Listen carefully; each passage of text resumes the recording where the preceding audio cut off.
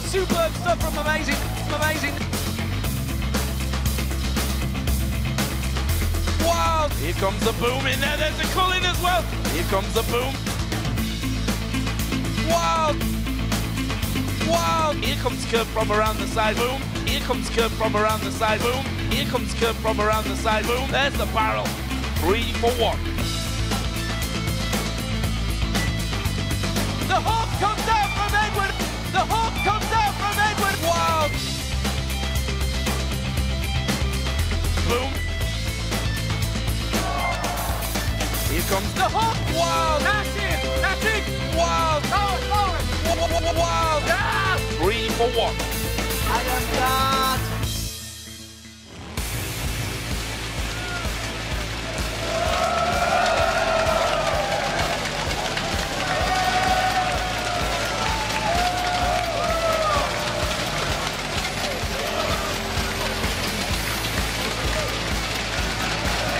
Welcome, ladies and gentlemen, to week 7 of the European LCS, where we have another 8 huge matches waiting to be played.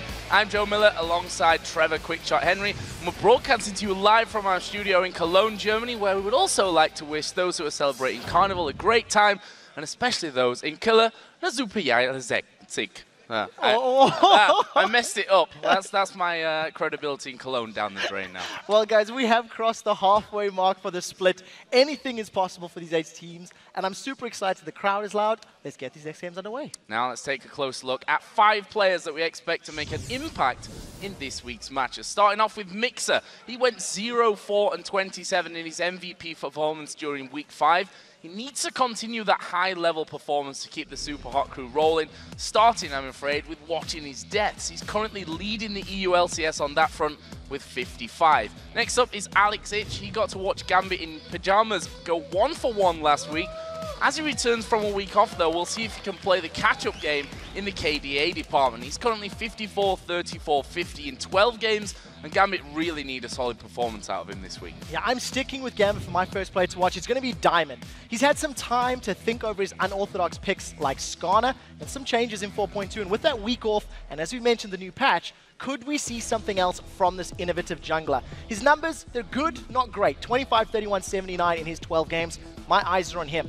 Xpeke, he has been underperforming lately, and he really needs to step back up to his usual dominant self.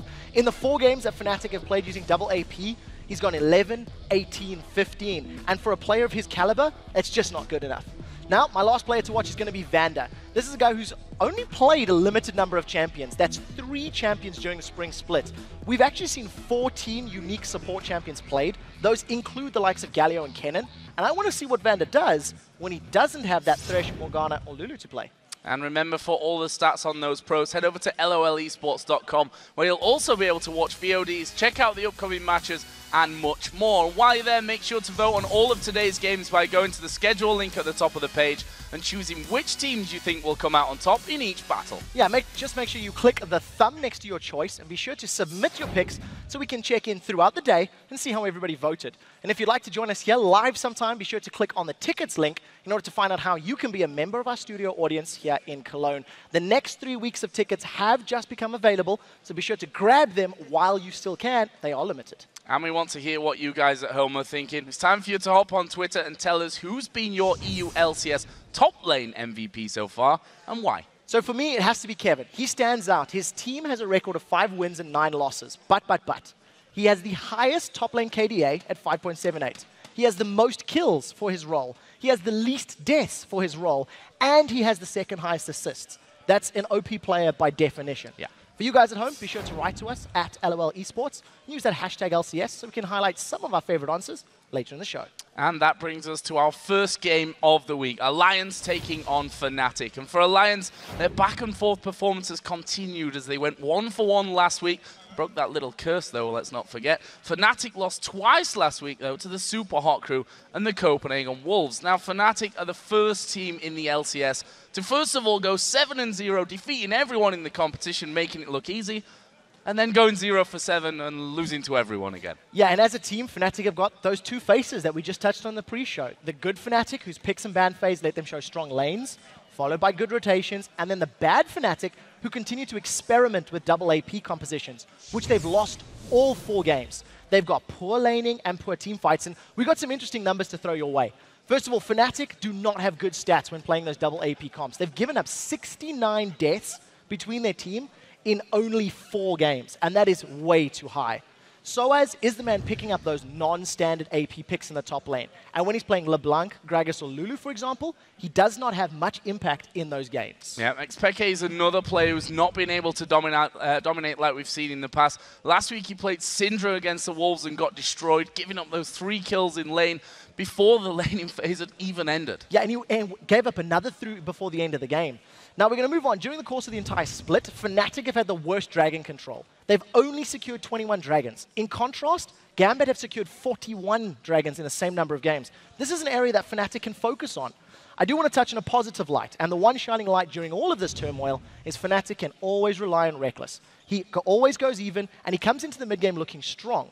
During those double AP losses that we've just highlighted all the negative numbers, he's gone 14, 4, and 10, but unfortunately his solo laners aren't helping him be in a powerful game-changing position. Well, you've heard our thoughts on Fnatic's dramatic fall from the top list this split, but let's take a look at what the players themselves have had to say about it and how the love from their fans keep them going despite those losses.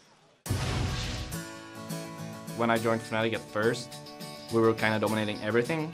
At one point, we were just owning everyone. And Fnatic's win streak continues. They will be 7-0 in the LCS. We won 7 games in a row. Everyone was believing in us and saying that, yeah, Fnatic is gonna take it for sure. And we were all reading all that positive feedback and feeling good. Right now, you know, Fnatic is 7-0, but I still feel that Gambit can take games from them. At first we were 7-0 and then we lost to Gambit, and for us it wasn't that much of a big deal because we thought they played really well. And Gambit take down the Fnatic for the first time and break that winning streak. What a game! And then it just kept up stacking, but at one point I think it went a bit too far and we ended up going like 7-5 before going into this week. This is Copenhagen Wolves just wrecking Fnatic's day, wrecking their week. They have gone 0-7 in the LCS after an immaculate start. It's tough to say, like, what went wrong. I don't think there is one reason. There is multiple reasons why we are losing, and it's really hard to solve them. We have really good times, then we have bad times and hard times. It's never been like this for us, at least, because we had times that we won a lot of games, then we lost a lot, but never like so many in a row. I'm the newest guy in the team. I have the least of experience, and now it's like kind of the first time where I'm like, wow, we have something that we really need to work on. We really have to handle this and keep our heads up, and we just have to come stronger. It's like really destructive for the mentality, and it's always like knocking on your mind that, yeah, you have to win kinda, or everyone is gonna be really disappointed. I think it's harder for us than anyone else because we are like friends, so. What keeps our heads up is like all the support we get from the fans. If you're a real fan, you're in good times as in bad times. When they're down, they're my team and I gotta support them and cheer on. They had their downsides and their bad times, but I kept supporting them. Even after losing 7 games, there's people that keep coming with their t-shirts, with their signs, and they, after the games, they say, next week will be the week, we will be here again. Even when we're losing, they're writing something positive and they're telling us to not take it too hard and try to work together. I still trust in them. They will win this championship. Fnatic will get through it, so I mean, not too worried about it. What we need is one game that give our confidence back. We just support each other pretty much, and the same with the new players. We tell them exactly the same. I'm trusting my teammates to help me, and we can help out each other to work it out. And I'm just saying, hey, you're not alone in the team. We are playing as a unit. Once we get one game, we're gonna be like, okay, now we are starting to play like we want, and now we improve more and more. But we're waiting for that game to come. A really, really powerful video there, and you saw exactly what it means to these players, and Soaz in particular, I think. Yeah, and you can hear the strength that this team and these players draw from the fans and from the support of the general community. Yes, they've had a bad run, but it's followed a great run, and considering the mostly consistent level that Fnatic's been at over the last year, we do expect them to bounce back at some point. Well, the question is, I have to ask you, what is it going to take for them to bounce back and get off this losing streak? It's a really tough question to answer, but I think if Fnatic want to get back to those winning ways, they need to start in the laning phase. If Fnatic can stop falling behind early, it'll allow them to get to a point where those strong rotations and strong mid-game may get them map control, which we know they can do. Well, we'll have to see if Fnatic can turn things around as they face off against another team that, quite frankly, is struggling as well. Alliance. The last time that these two teams met was in Week 4, where Alliance picked up a win over Fnatic.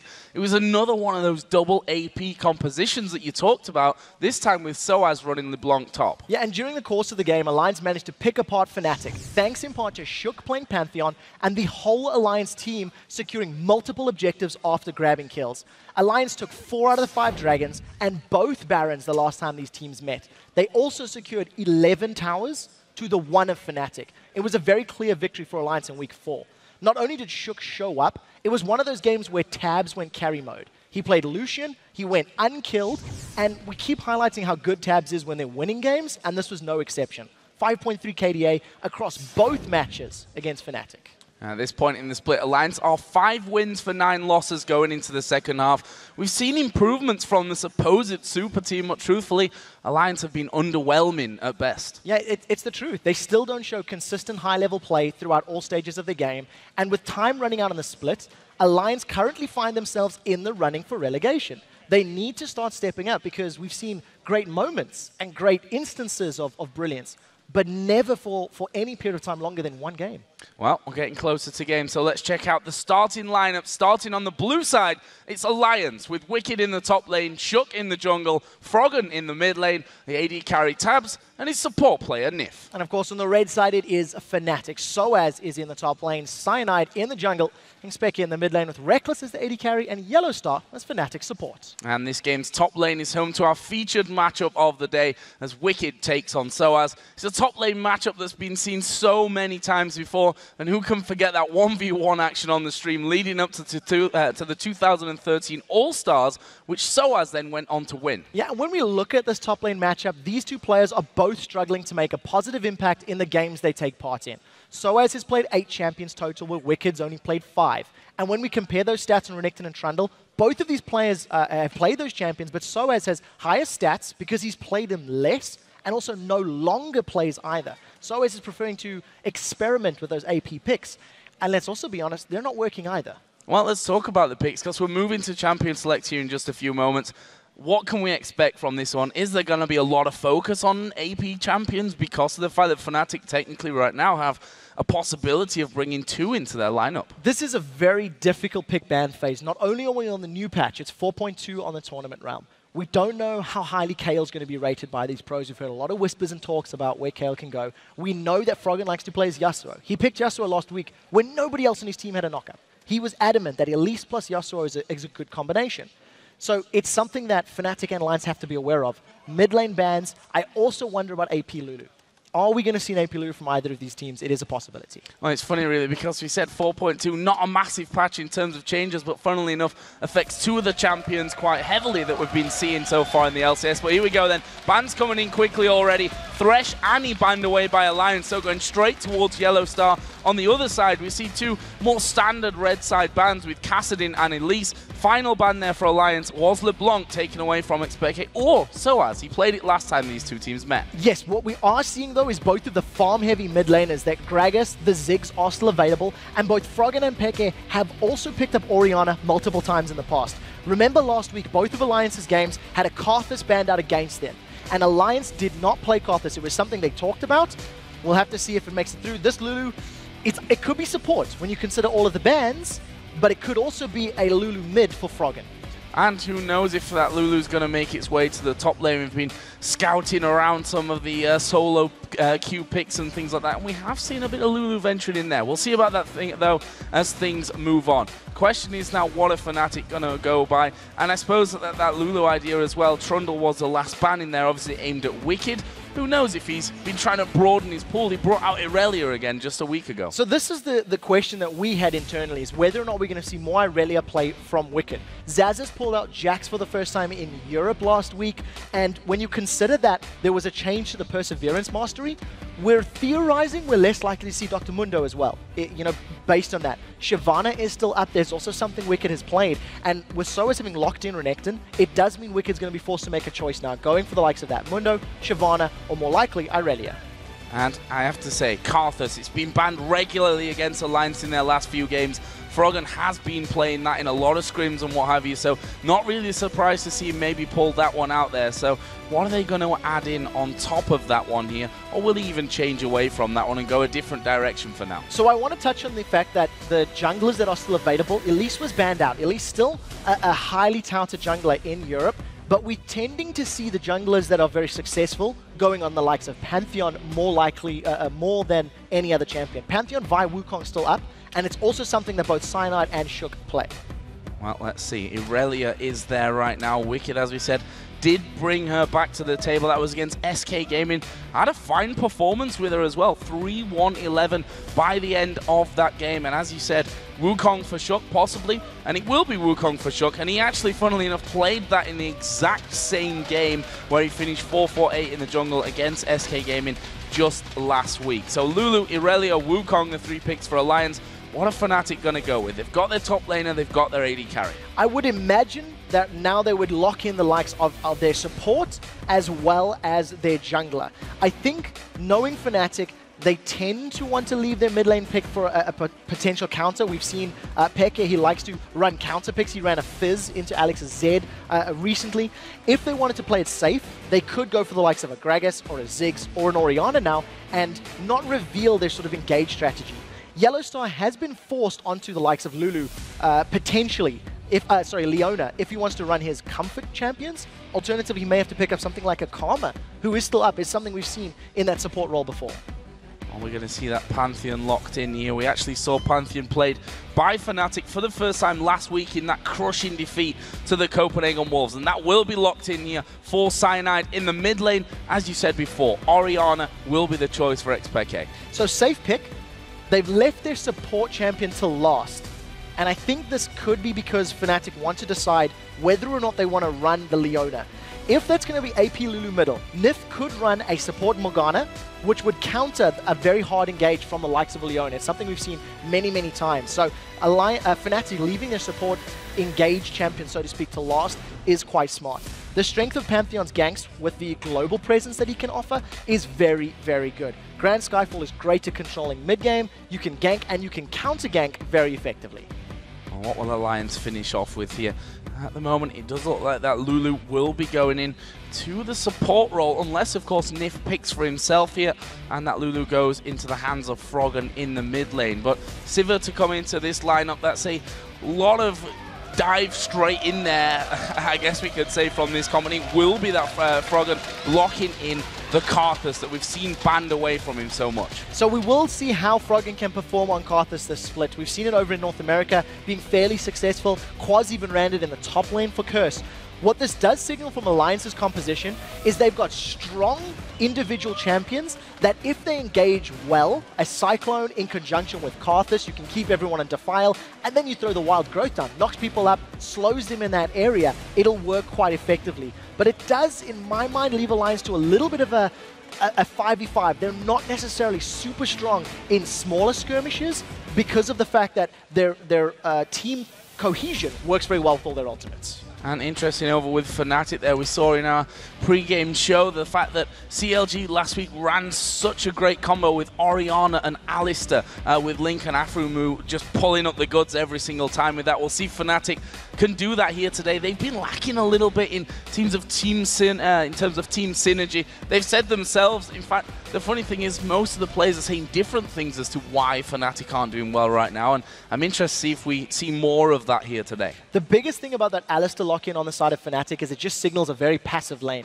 Alistar Lucian, yes, that you do have the potential for a knocker, but it's going to take a long time before they can put any sort of kill pressure on that Lulu, who's so great at the shield and the glitter launch to slow.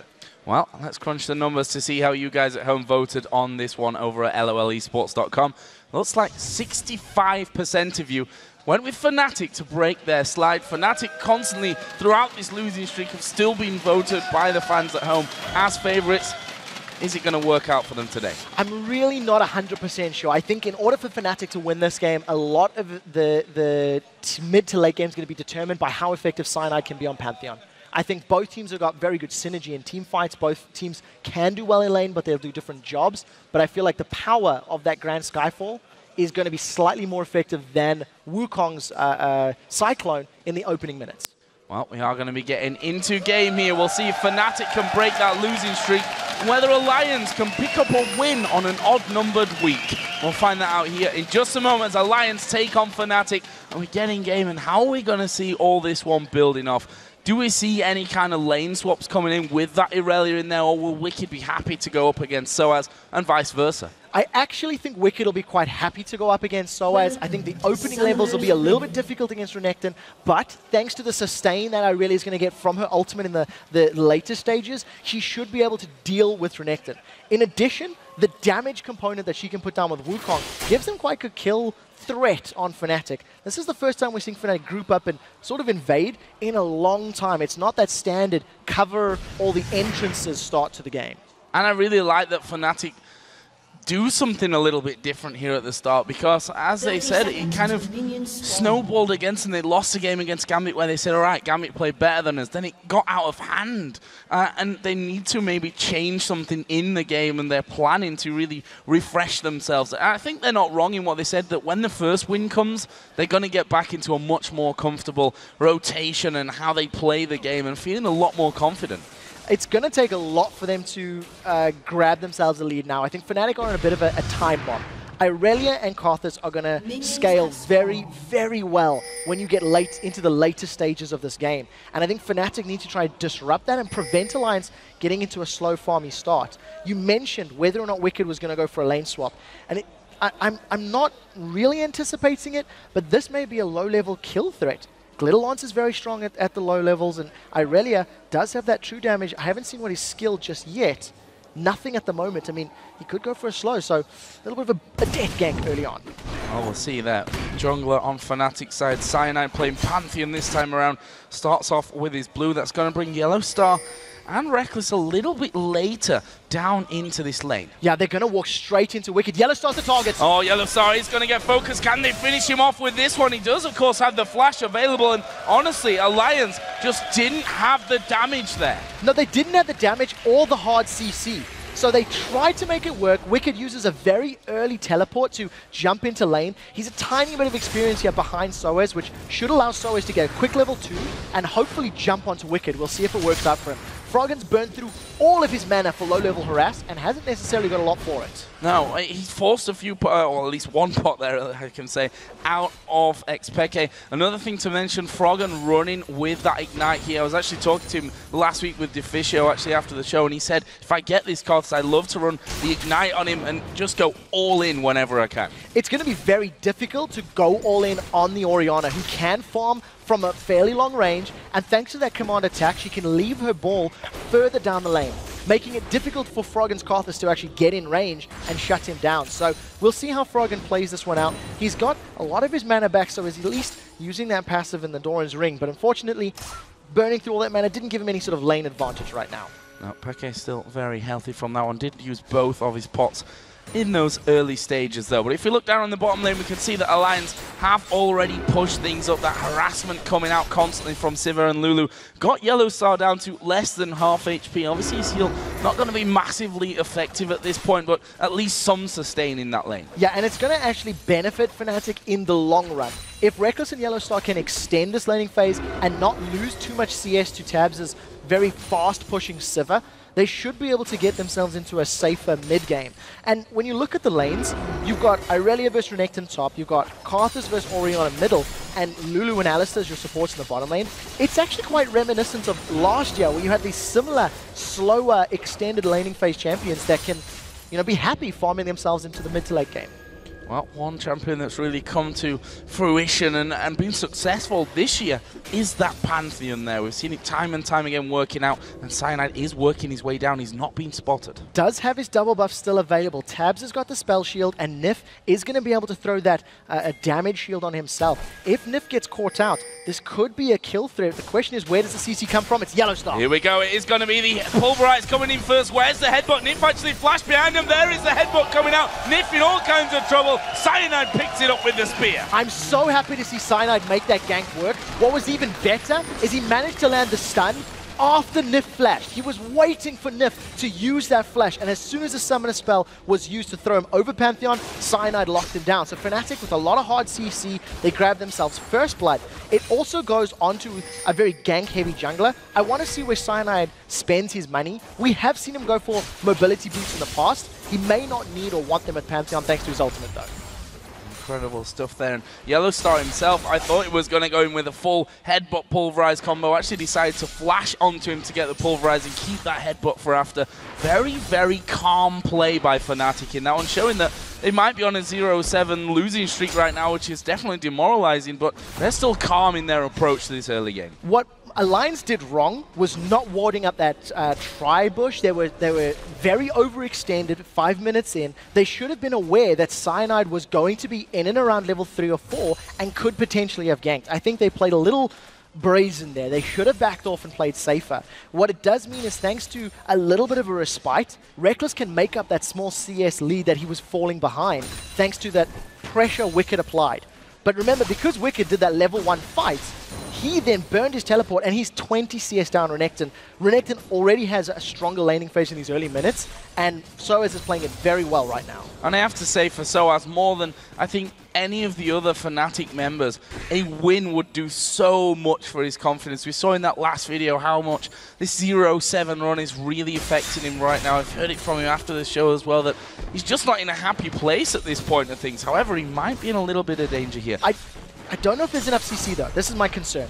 Wicked does hit just 6. Shook doesn't have his Cyclone, so we'll see how Soaz plays. He's also got Flash and Dominus available, so we'll see how the fight breaks out if it does. But you can see Shook backing away. I think they calculated. Now Wicked's in trouble. Yeah, Wicked actually being pushed onto there by Soaz. Soaz taking a little bit too much though from the turret. They've seen Cyanide there in the tri-bush because of that ward. Shook did just start to come around from that. He's also spotted by the ward that Cyanide just put down after that one. And in the end, Ignite used up on the top side by Soaz. Not really a lot more gained. No, not too much right now. I think Fnatic have got themselves some good wins in this early game thanks to the fact that Renekton is able to bully Irelia around. It's going to delay that power spike that Wicked will be looking for. If you remember the last time we played Irelia, he bought himself a Trinity Force on his first back. He's not going to be allowed to farm that much and survive that long without Soaz getting in his face. And thanks to Cyanide's gank bottom, Reckless has got himself a small CS lead, but very importantly, he's made up that 10 CS deficit from earlier on. And in the mid lane, we just saw that Karthus was given that blue buff, and we know how effective the Karthus can be at taking the big objectives, mainly that Dragon and the Baron with a blue buff, especially on him there, just spamming all day long with his lay waste and that Defile on. But up until now, he's just going to back off, because he's not actually been back to buy here up until now. When he comes back, Tia and that Catalyst, a Protector coming in, he's going to get that Tia stacking and move up to the Rod of Ages. Now this is a very big warning sign for Fnatic. The fact that both of those items don't offer anything in the way of aggressive statistics. You get a little bit of HP from that Catalyst, and Tia's going to need time to stack before he can eventually upgrade it to become ability power. Alliance want a long laning phase. Alliance are banking on this game going late. So what that means is Alliance cannot afford to give up too many kills, dragons, or towers in the next 10 to 15 minutes while Froggen is still scaling up. Well, so if a team's, got anyone in it that can do that kind of thing, it would be Froggen. We've seen that time and time again over his career where he's played these champions that he's just quite happy to sit defensively most of the time in the lane and farm himself up a storm. We should mention that he's past that level 6 now, so we do have the Requiem available if things get a little bit dangerous over on other lanes. Yeah, we've always got to remember that Requiem. And when you combo it with the damage of Irelia or Wukong, there is kill potential on that one. As it stands, Wicked's gone tanky first, not going for that Trinity Force from the previous time we've seen him. We are 9 minutes into the game. It is on patch 4.2 in case anybody missed it. So that means the middle and top towers no longer have that 20 damage reduction from champions.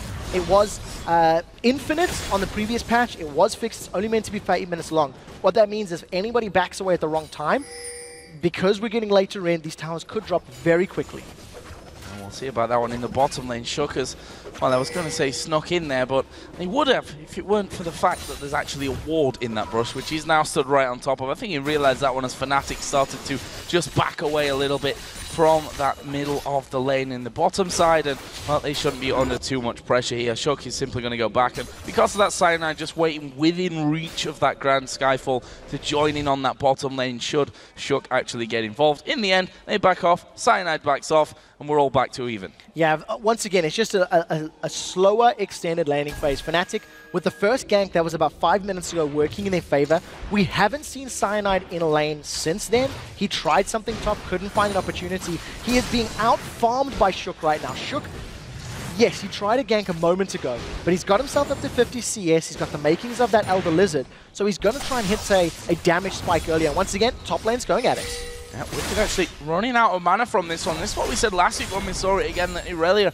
has this innate problem of you can get in there, do decent damage, but you can't do it constantly. You use your mana pool very, very quickly. And as long as Soaz keeps getting in Wicked's face, Wicked is forced to use his abilities, and we'll see how he handles it. We do see Shook coming in from behind. Pekka's in trouble. Oh, Pekka is in trouble. There is a decoy in the Cyclone, going to catch up Pekka. Shook with flashed away from. What a flash from Froggen. They pick up a kill. That was so well timed. Froggen did lose a lot of health. Well, they've secured the kill. Nobody's died. Brilliant play from Alliance. I cannot believe Froggen flashed forward. I seen the flash particle and my brain looked backwards. I didn't see him going into Pekka's face. Now Froggen's in trouble from the man drop. Oh, the man drop coming in, but Shook's there. Can they hold him down? Cyanide gets through. Froggen is going to die. Yes, he is, but Cyanide's going with him. That is definitely worth it. Froggen getting himself 2 kills on the board, and that's on a champion that wants as much gold as quickly as possible. He's now already completed his Rod of Ages. It's going to take about 10 minutes to stack fully,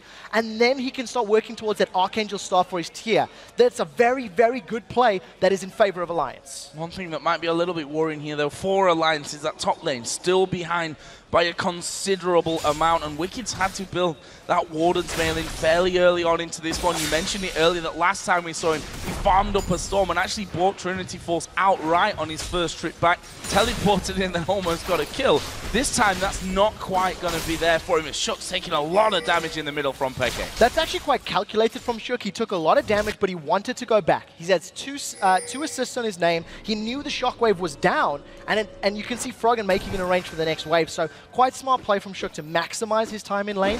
The one thing I do want to touch on, you just mentioned Wicked and his items. Now we're getting to the point that Irelia is going to start getting more power and more sustain. Fnatic, they've started themselves off an early dragon. I don't think Alliance are going to challenge for this one, and Fnatic pick it up quite easily. Yeah, actually the boomerang coming across from Tabs only served to help Fnatic with that one, and that was the danger of Shook. He said he wanted to move back, but Fnatic, you have to give him the credit there. They saw that Shook had gone back in that one. They realized there's no jungler around for the dragon. That's an easy pickup for them. Now, that's also very positive for Fnatic. The last time they faced off against Alliance, Fnatic only got 1 of the 5 dragons in the game, and it was completely controlled by Alliance. Alliance were on the red side that matchup, and they had vision. They were always there to fight Fnatic, and Alliance won many of those engages. The real test for Fnatic will be the next dragon fight, when Alliance will have the rough timing on it, and I'm anticipating them moving into challenge or pick a fight, because they've actually got a very good team in those confined spaces. If Karthus and Wukong get on multiple members of Fnatic and you throw Wild Growth down as well, that's a lot of AoE damage that Fnatic can't necessarily deal with right now. Okay, and then just getting himself that blue buff as well. He's still ahead in that mid lane here. Down the bottom, Reckless in a bit of danger. Are they going to go into him? Ultimate pop there, but there is the CC power of the cow. And there is the culling to keep them back as well. They've done well. The Requiem, whoa, whoa! I didn't think it was going to be enough to actually finish him off there. Shook actually killed Pekka as well. There was Cyanide to lock them up. I honestly didn't expect that the Requiem was going to finish that off. And neither did Reckless. He completely underestimated that early Rod of Ages and ability power that Froggen has. He didn't use his barrier. It was there. But Rekka said, hey, it's level 1 Requiem, I'm going to be fine. It was level 2 Requiem, actually. Froggen is in level. Now we do see Yellow Star. He actually saved Reckless early on. He's going to flash away. Not in range for Ignite, so Yellow Star gets away. He's trying his best there to finish things off. Didn't have much mana, and whilst he may have not picked up that second kill there in the bottom lane, they've taken out the first turret of the game. That puts them now just 300 gold in the lead as Wicked doing some good damage to Soaz. Does have his Dominus still available with the Flash and the Ignite, and Wicked quite happy to let him get away there. He's bullied him out of the lane somewhat, and he'll be happy to get that farm back, something that he's struggled with up until now against Soaz as Renekton. And I think now is the time when Shook needs to come and help Wicked. Wicked's going to find Soaz, Dominus and Ignite to their Soaz. Decides not to go for it. I just quickly checked rewinding on the PC, and Froggen was level 11 when he threw down the Requiem, and with the base damage of 400, it was more than Reckless's life. So even with his MR to reduce it, the additional AP was more than enough to grab the kill.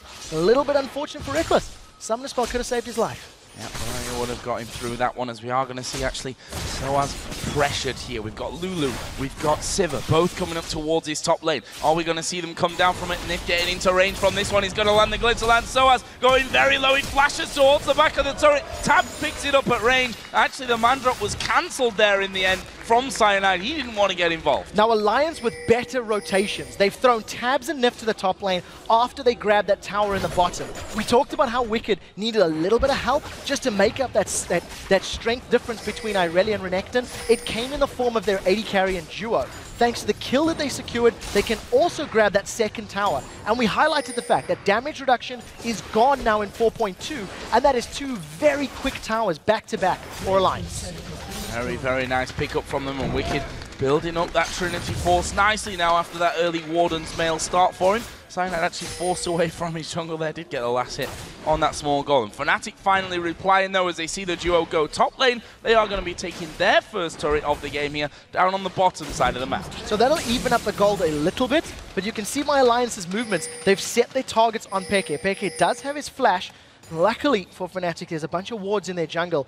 Numerous pings being thrown down. So Fnatic back off. Alliance, with that single sweeper's lens in the hands of Nif, he's already doing a good job of clearing out some of those wards. And I think Alliance, now that they've got both of those outer turrets down in the top and bottom lane, they're most likely to group up in middle, try to challenge until Dragon, or try to chain them together, Tower and Dragon, and extend that gold lead even further. If we look down the jungle items right now, I think the more interesting one we see that both of them actually going in there with a bit of damage as well. Both of them got that brutalizer in there at this stage of the game, so they're relying on both those junglers to help out on the damage front as well. What that also means is that both of these teams are very squishy right now. Yes, you do have some tanky stats in Soaz in the top lane, but that's really it. A Warden's Mail and the makings of Trinity Force means Wicked is going to be relying on proper positioning and the damage from Karthus and Wukong to help him close fights out. The longer the fight goes, the more difficult it's going to be for any of these carries to stay alive. And speaking of items, we can compare the mid laners at this point as well. That Rod of Ages, which caught us off surprise, and obviously Reckless as well, as he got that first kill down the bottom in there from earlier on. And now that Archangel stack for Froggen, stacking that one up. On the other side, Athene's Unholy Grail is all that Peke has. He's now slowly but surely fell behind in farm to that of Froggen, and also is not matching him in terms of kills and assists. No, definitely not. And I think that's a very scary sign when you consider that Karthus' damage is basically always going to happen. Yes, you can kill him in a fight, but then he just sits there in his passive Death Defied, gets a couple extra seconds to lay waste and use Defile, and then gets the channel on his Requiem. The question is, can Alliance position themselves effectively enough to make use of it? Fnatic responded to the bottom lane push by sending Reckless top, and they've got most of their team in the bottom getting ready for a dragon fight as Peke is the target. Oh, they're going in towards Peke. He's at half HP from this one. Are they going to go for that Requiem here? No, they're quite happy with the turret. They're going to force Fnatic off that one. That's all 3 outer turrets gone here from Alliance, and look at the timing on it as well. Dragon, 5 seconds to go. Alliance are right in position. Turret, then Dragon. Alliance signaled this 2 minutes ago. The way they moved around the map, the fact that they put Tabs and Nif in the middle lane and strung together a bunch of wards on Fnatic's side of the river. Alliance executed it perfectly, and I don't know if Fnatic were anticipating it. I mean, they must have. Reckless was split pushing top. You did have Cyanide relatively close by, but could be Fnatic overestimating the power of that Grand Skyfall. Alliance with, Fnatic rather, with a decent steal, that's going to deny it from Froggen. They've been spotted though there, and he's maybe going to rely on Yellow, so no, they can't get close enough to that one to even think about taking anyone out. There is a ward actually in the Death Push, which Nif catches with a sweeping lens, and that will go down. So that was a little bit of vision there that Fnatic will be denied. So the next step now for Alliance, I think, is to grab a couple more sweeping lenses, have 2 or 3 on your side, then get some deep vision on Fnatic's jungle, potentially challenge for blues, or even the reds in this case. And then Alliance can start picking fights as they want to. Because their team does very, very well in confined spaces, that'll work out. This, however, is completely unexpected, and I think they're a little too low level and not tanky enough to survive. The ward actually came over there as well from Reckless, and that's what made them think twice about that one. But I mentioned it earlier, the fact that Karthus, we saw it so often, mostly during Season 2, obviously a bit in Season 3 as well, that Karthus, especially with the blue buff on, just sits inside that Baron pit and they take it down so quickly. Fnatic, of course, know this one, and that's the biggest reason for them at this point, that they need to keep vision of that and not lose out on an early Baron. Now, I don't think Alliance need to force that Baron. At this point in time, they've only got a small gold lead, but they've had better rotations around the map. They've got 3 towers to 2, and generally it's been Alliance making a play and Fnatic responding with the best case scenario. Now, if Alliance can actually start denying vision from Fnatic, you can force Fnatic's hand. They've done the bait once, get ward control and vision control, then do a second bait where you can jump on Fnatic and grab some kills. Yellow start just patrolling that top side of the map there, just to make sure that no one really comes into that area. And he can sweep out all the vision. We've just seen him actually throwing down there, even spotting a ward put down next to his, so he'll be able to clear that out a little bit later if they so wish. Right now, though, the target's got to be that middle turret. If you look how low it is, just a couple of auto attacks from Peke will take that one down. Now, we see what Fnatic are doing. They decided not to challenge for the tower right now. They've actually backed away, and I think partially because of the fact they don't have the greatest jungle vision from Alliance, on Alliance's jungle. So Fnatic gonna back away. That's a good distance. That's a flash from Shook. Oh, this is bad news for Peke. There's a wild growth actually coming down here in the second knockup. Now it's Yellow Star that's in trouble. Half of his health shredded away from him. He'll flash over the wall. Have they got anything to follow? They did have flashes to follow up, but they decided not to follow in there with Cyanide actually patrolling on the top side. Well, they may be able to bully him completely off this tower. The damage was done. Alliance didn't need to chase for the kill because Yellow Star can't defend. He's got no flash, no ultimate, no engage, and this allows Alliance to grab another objective. That was an instant initiation from Shook. He was not afraid to pull the trigger, and they're not stopping Alliance on the turret. Fnatic have to wake up to this one. Soaz has come around the back, but they're losing that in-him turret. Alliance making such a big positional play. Did Fnatic maybe make a positional problem for themselves in that one? I think that was definitely part of it. Alliance are not waiting. I thought that Alliance were going to play a little bit more patient, allow that Irelia to get items and Froggen's Karthus to scale up. Alliance decide that they don't need to because you've got the Rod of Ages and that Archangel, plus the initiation power of Wukong. It allowed Alliance to get some very good engages. They're not done yet. That's a great wall of pain. That's a massive wall of pain coming in. The shockwave went down in the back. Froggen's going to die here, but he's still got that Requiem available. And here he comes. Is he going to be able to mop up them all? Oh, he is going to be able to. So many kills coming down. A double kill in the end coming out for Shook. And that is an ace. And I tell you what, there's no inhibitor going to be left there in just a second. 25 seconds on this one. Have they got the damage to finish it here? I don't think there's enough minions for them to work this out right now, but that is a brilliant play from Alliance. They've mitigated that middle game lack of power by using a great on the hunt from Sivir. She throws her ultimate down, gets Wukong and Karthus to dive all the way into the fight, and Froggen, saving his flash from killing Yellow Star earlier, got into a great position, got to file down on so many members of Fnatic. Take a look at this, the shockwave. Yes, it held Wicked in it back for a little bit, but they weren't the threat. Tabs is under no pressure at all. Nobody's jumping onto him. Soaz is doing the best he can to deal damage to the carries diving his backline, but he just doesn't have the tools, the damage, or the ability to hold Alliance back. And that was a great engage from Alliance. Gonna have to do that at least one more time here, but to be honest, those kind of all-in fights really suit the combo that they've got right now. And after that one, we see a few more items coming in. We see for both the top laner and the jungler there, the workings of that Randuin's. Obviously, the Trinity Force was done earlier for Wicked. We've got a Void Staff now in there for Froggen on Karthus as well. The AD carried not only the Bloodthirster, but a Zeal and a second BF sword in as well. So, Alliance are in a great position right now, and this is not looking good for Fnatic. It's definitely not. You go back to picks and bans, and you think the Karthus was let through. Karthus was banned both times last week against Alliance, and if that Karthus was removed from the table, those types of engages would be significantly harder. They didn't have all that AoE. Now Alliance playing this one very, very smart. They're forcing Fnatic out of the jungle. They get vision control by the blue buff, and now they're going to peel back to the dragon. It's going to respawn in 5 seconds time. It looked like Shook grabbed himself that blue buff as well, so it just means Alliance going to get even more gold. Wicked is even recalling. Yeah, he does. That confident, they don't even need the whole team.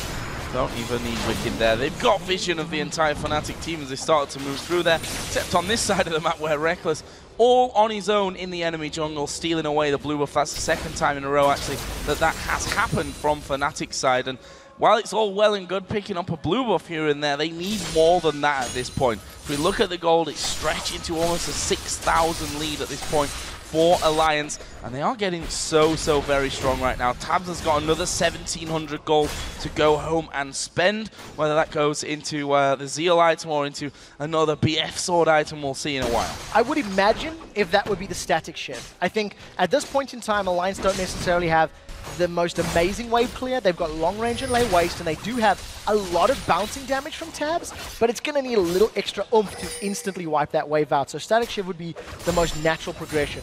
In terms of the rest of the items, you've already highlighted the fact that the Void Staff was picked up by Froggen. He's already completed that Archangel into a Seraph's Embrace, and that is a very scary Karthus. He's basically at the power peak he needs to be, and there's no MR really on the side of Fnatic. You've got a tiny bit from Athenians, you've got a mostly armored Soaz, and Reckless, he's going to get melted. There's no magic resist there in his items just yet. Oh, Yellowstar getting caught out here by the Wall of Pain, has to pop his ultimate. Well, here comes the chase, the slow not quite landing there, and they will be able to back off from that one. But that's the other scary thing about this Alliance, seeing that they've got such a great chasing team with that Sivir ultimate in there. And, of course, when you add in the slows from Lulu, the slow from that Wall of Pain, there's a lot of soft CC that combines very, very well. The moment people get hit by a 2 or a 3-man Wall of Pain from Froggen, you instantly see Shook engaging with that Flash Cyclone. He's got Flash available, he's got Cyclone available, and if Fnatic get a little overextended, Alliance will just pull the trigger again. They've done it every single time they've fought this game. And Alliance are just going to make plays around that Baron buff now for sure. They know that they can fight Fnatic. They've aced them once already. They also know on the other side that if Fnatic don't challenge for Baron, that they can kill it very, very quickly. And they're trying to set up a trap here and there. They're actually out of vision right now from Fnatic, who are going to have to keep putting those wards in on the backside. So they know that they are around that Baron buff area still. And we're going to have that little tug of war as the mid wave gets pushed in and out by both teams. And this is a terrifying team to try and face check against. If you're Fnatic, you really do not want to be in this position where you need to be going into a Karthus and Wukong. If they group up at all, you'll just see Alliance jumping on them, and we do see those 2 sweeping lenses for Alliance. They're getting a number of wards down in Fnatic's jungle, and we talked about how Alliance have this tool available to them. You can force Fnatic to come to you, and they are finally doing it. We'll see how Fnatic handle it. They've got no real vision. Nif and Shook are just waiting on the side. Cyclone's available as well.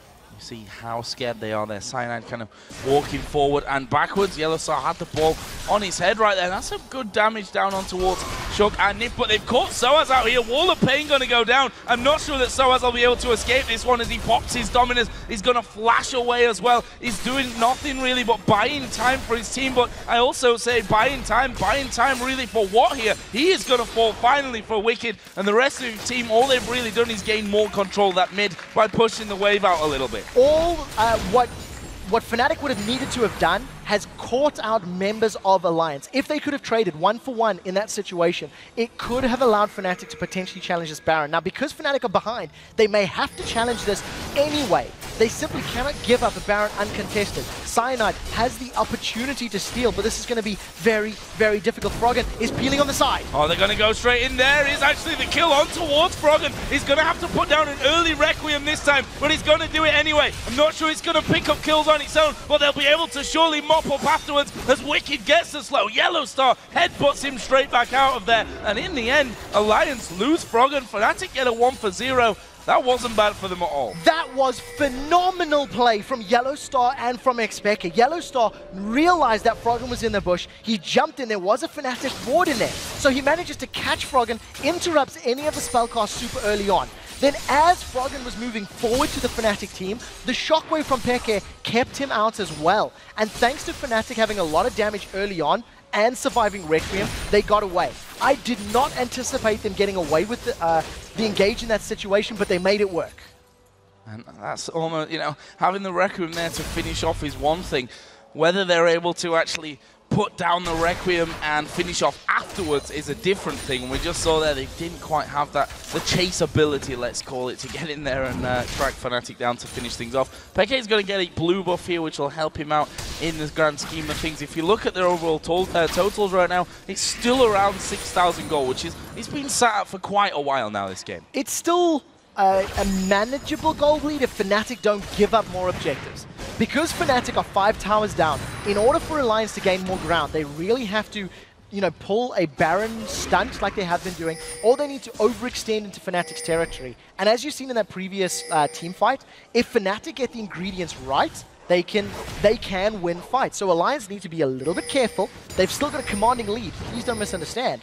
But Fnatic do have the tools available to win a fight if they catch Alliance unprepared. And a couple of big items coming in on that last trip home, actually, for Alliance. The Infinity Edge added in by Tabs on Sivir, and also we saw the Randuin's Omen. That was slightly before there for Wicked, picking that one up. On the other side, though, we have seen a Void Staff now added in for Peke, on top of his Rabadon's Death Cap and Athene's Unholy Grail. So there's a lot of damage there for Peke to work with, and if you look at the magic resist over on the side of Alliance, Shook does not have any MR items just yet. There's no MR from Froggen. He's going to be relying on that shield and the HP from his Rod of Ages to keep him alive. So Fnatic can melt them quite quickly if they can get to them. We see Tabs, he did not go for the static shiv that I thought he was going to go for earlier. Instead, saved all of that money, grabbed himself an Infinity Edge. So we may actually see him going for maybe even a Phantom Dancer to upgrade that. The opportunity is available to him, but if Tabs just continually right-clicks down members of Fnatic, that's a lot of damage to deal with. Alliance playing the same game that they have for the last 10 minutes, let's call it at least, and that is keep control of the top side of this Fnatic jungle. And kind of the deeper that they go inside and clear out wards, the harder it's going to be for Fnatic to take the risks of phase checking into those brushes. And that's something that they really need to get a grasp of here, because Alliance have got, again, full control, and we see what they're doing. Yeah, 3 sweeping lenses on the side of Alliance. They're pretty confident in the vision control that they have right now. You see Fnatic have put a pink ward down in the brush, so they know Alliance can't see them exactly in there. And this game is going to all be about vision. That's it. Whichever team makes a mistake going into the fog of war is going to lose the next objective. And I think Fnatic cannot run the risk of getting caught out. Peke is alone in the mid lane. He's just trying to shove the minions out. And you just see these wards, counter wards, wards, counter wards. This will carry on until somebody is a little bit out of position. Maybe it's going to be Nif. Oh, Nif a little bit sandwiched, but is he really? Wall of Pain's come down. Soaz's going to get focused. He's already popped his ultimate. Mandrop's going to come across here. Where's the focus going in? Look at Froggen. He's in the middle of the team. This is surely disastrous for Fnatic. The shockwave does come down, and Froggen flashed over the wall. Where is the Requiem? He's going to clean house here from this one. Yellow Star is already within range of going down. He headbutts back. Well, there's 4 men down here. Reckless almost went. He's survived, and he's going to go back to heal. Alliance turn for Baron. They only lost Froggen. Fnatic should not have chased that one. There was no dice available from Soaz. He used the slice to try catch up to Nif. Nif was able to get the movement speed to back away, and unfortunately for Soaz, a wall of pain landed in his face. It allowed Alliance to chase down, and even though there was a pretty good shockwave from Peke over the wall, Fnatic did relatively well fighting in those confined spaces. Alliance did much better. If you look at the HP bars, they got 4 kills, a Baron, and they come out so much further ahead. The key thing to look for here is how Peke comes in from the side. That's a 3-man knocker from Yellowstar. It didn't really matter. Yes, Yellowstar held them backwards, and here comes Peke with that shockwave over the wall, catching Wicked, Shook, Froggen. That's actually a 4-man. Shook was the only one that was a little bit further forward.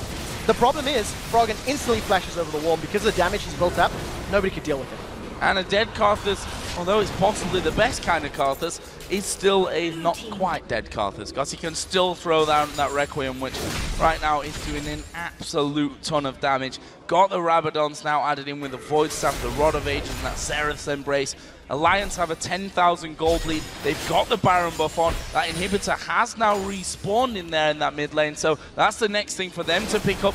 Will it be enough here to finish off? Think about even finishing off the game. Alliance have 2 Guardian Angels in addition to all of the other advantages they've just gained. So now Alliance can just brute force their way into towers. If they want to tower dive, if they want to force a fight, Fnatic cannot deal with the regen that is offered from the Baron buff, and they have to kill Alliance 7 times if they want to get to those GAs and win a team fight. This is now all in Alliance. They can now dictate the flow of the game. You can see them pushing top. You even see Wicked split pushing bottom because he's had teleport as well, so he can even join a fight if he needs to. And Cyanide, whilst he's possibly the man to go down there because of the Grand Skyfall, it's not going to bring him back in. In fact, they're just going to go for the fight here. They dive in, but they've knocked Froggen right back into the rest of the team. He's actually going to go down. It took them a little while. He does have Requiem. Requiem's just come off cooldown, and they're going to do it once again. Only 2 men left here for Fnatic. They're going to be pulling slowly but surely, flashing from tabs to keep going. Soaz is going to walk off towards the bottom side, but Alliance have some super minions coming up the mid lane at this point. They may go for the win. This is definitely game. With tabs having so much time and the minions pushing up, they should be able to take this Nexus down. You see Peke, the goal for Fnatic in my mind was to kill Froggen, burst him down, get rid of him quickly. Peke never got to use his shockwave. It wasn't even cast in that fight. So as the last man standing for Fnatic, Wicked completely disregards him. He's on the Nexus turret, and the rest of Alliance should clean up. It looks like there are 3 men there, but 2 of them have got GAs on, so even if they die to the turret hits or 2, Soaz, one of them is not even going to do here. It doesn't matter. Alliance going to go in there, take down the Nexus turrets, and keep up their miserable run here from Fnatic and for Alliance, proving that odd weeks aren't always bad. Alliance broke the curse last week. They lost a game in an even week. Now they've won a game in an odd number week. Finally, trying to get some mix and match in their performance. This was a very good game from them.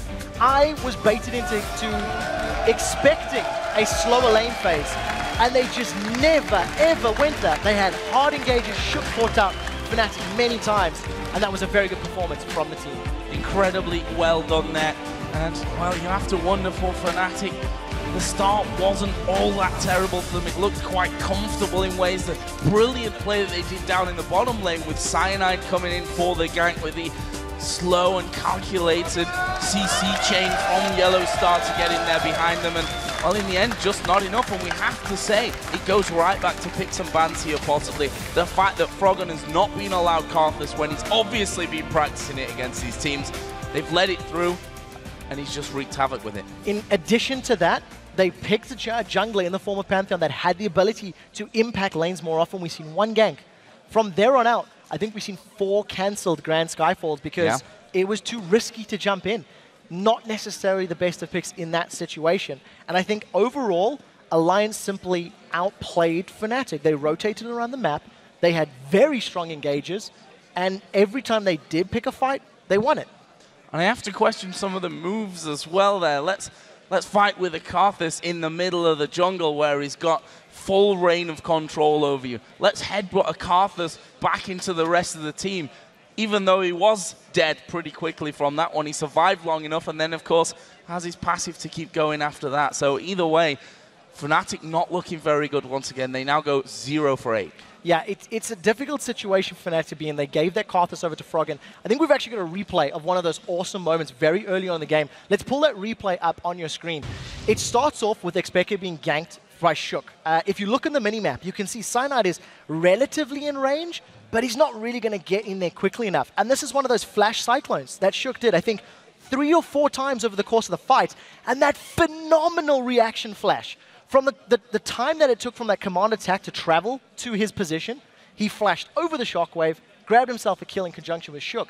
And it was just superbly played from both of those players. And guys, remember that throughout the day, you can highlight big moments in the games by tweeting to @LOL Esports and using the hashtag LCS big plays. And there were many of them in that game. We could have maybe had 3 or 4 different clips, mainly showing how much Karthus did to the enemy team. Yes, I agree with that. It's good to see another strong Karthus being played. I think there is still the risk of Karthus being shut down in the laning phase. You know, he is very weak, very squishy. Unfortunately, Fnatic didn't take advantage of that one. And then, as we said, the non-traditional Flash Cyclone engage, it just worked every time. We've seen Wukongs fail and do well in the jungle, and this was definitely one of the best Wukongs we've seen. Most definitely. And guys, we need to take a quick break, but when we return, Shox and Demon will be speaking with Wicked from Alliance, and then SK Gaming and the Super Hot Crew clash in a tiebreaker to decide who will move up in the rankings. Don't go anywhere.